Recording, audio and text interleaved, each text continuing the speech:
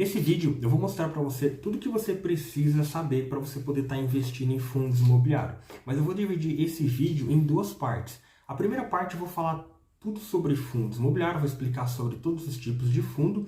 E a segunda parte eu vou explicar como é que você investe. Então eu vou mostrar tudo passo a passo para você poder estar investindo. Então beleza, então nessa parte aqui eu vou explicar um pouco sobre todos os tipos de fundo. O primeiro fundo que eu vou falar aqui é o fundo de tijolo. Então, o fundo de tijolo, como o nome já diz, ele é um fundo que ele investe no imóvel físico. Mas quais são os tipos de fundo de tijolo que tem? A gente tem fundo de shopping, que é aquele quando você vai no shopping, naquelas lojas lá que pagam aluguel para o shopping. A gente tem os de hospitais, a gente tem o de hotel, a gente tem de agências bancárias.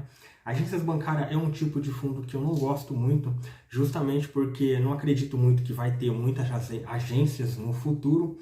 A gente tem o setor educacional, que é mais voltado para a parte de escola.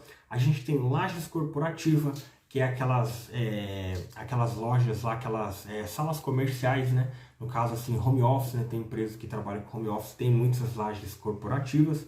E a gente tem os galpões logísticos. O galpões logísticos é um tipo de fundo que eu particularmente gosto bastante, justamente porque eu acredito que com a demanda das lojas online, com as vendas online, cada vez mais as empresas tendem a buscar os galpões logísticos. Então eu acredito que esse é um tipo de fundo que vai crescer bastante, que tem crescido bastante, né? Agora, outro tipo de fundo imobiliário que a gente tem é o fundo de papel. Como o nome diz, o fundo de papel, ele não investe no imóvel físico. Ele investe em títulos relacionados à renda fixa. Ele pode estar investindo, como por exemplo, em LCI, que é um título de renda fixa. Ele pode estar investindo em LCA, que é outro título de renda fixa. Ele pode estar investindo em CRI. Em CRI é Certificado de Recebíveis Imobiliários. Como que funciona na prática isso? Vamos supor que tenha uma construtora ali, ela quer fazer apartamentos para poder estar vendendo. E como que ela faz? Ela vendeu todos aquele apartamento na planta, ela sabe que ela vai ter, por exemplo, 5 milhões para receber, só que aí vem uma securitizadora, que é um intermediador. Essa securitizadora, ela pega e fala, eu compro essa dívida que você tem para receber no futuro, só que eu te pago 4 milhões agora. E aí eu fico com essa dívida do futuro para mim, e aí eu vou lucrar em cima disso. Aí geralmente a construtora ela aceita, porque ela quer o dinheiro na hora, e essa securitizadora, como ela não tem esse dinheiro na hora, ela emite CRI, que são títulos. Então os investidores compram esses títulos, através desse título que ela pega esse dinheiro para poder estar comprando, pagando a construtora. Então o fundo de papel está muito relacionado a isso. É um tipo de fundo que possui um pouquinho mais de risco? Sim, porque se você comparar com o fundo de tijolo, por exemplo, ele está investindo no imóvel físico. Então essa é uma diferença. Então por isso que quando as pessoas compram o fundo de papel, geralmente tem um pouco mais de risco. Mas geralmente elas são bem diversificadas, né? O que dilui bastante esse risco. Outro tipo de fundo que a gente tem aqui é o fundo de desenvolvimento, que é um fundo que ele tem o intuito de captar recurso e ele constrói e vende imóveis. Então, basicamente, esse fundo ele foca nisso, é na compra e venda do imóvel, na construção do imóvel, né? Só que o que acontece? Ele tem uma oscilação um pouco maior no pagamento de dividendo. Por quê? Pode ser que tenha mês que ele não vendeu tanto, tenha mês que ele vendeu mais. Então, tudo isso aí faz ter uma oscilação, diferente dos outros fundos. Diferente do tijolo, por exemplo, que tem um imóvel alugado ali de uma empresa que tem um contrato de 15 anos e paga todo mês certinho. Outro tipo de fundo que tem é o fundo híbrido também, que é um fundo que pode ser tanto de papel como de tijolo. Aí a gente tem também o fundo de fundo, que nada mais é que é um fundo que investe em outros tipos de fundo imobiliário.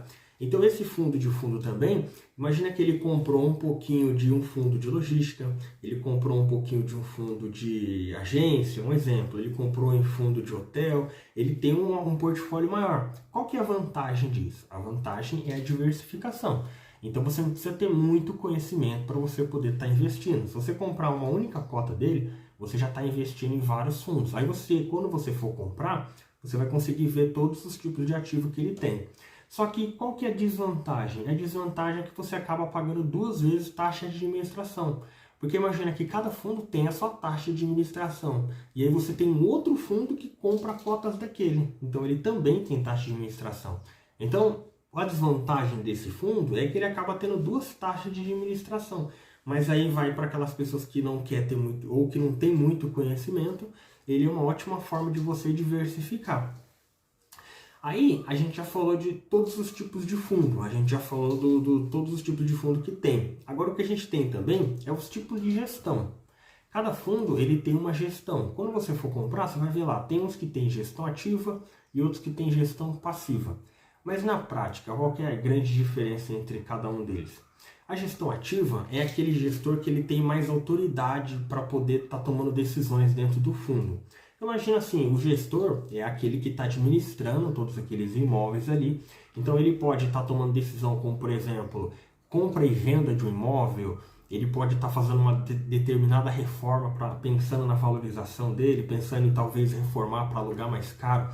Nessa gestão ativa, o gestor ele tem essa decisão. Agora, quando a gente fala de gestão passiva, na gestão passiva ele não tem toda essa autoridade. A gestão passiva, o único intuito dele é preservar o imóvel. Ele precisa manter a pintura, ele precisa manter em estado de poder alugar, ter condições de alugar. Essa é a diferença. Geralmente na gestão ativa tende a ter uma taxa administrativa um pouco maior, já que o gestor ele acaba tendo uma remuneração um pouco maior. Um fundo imobiliário ele pode ter 3 classificações.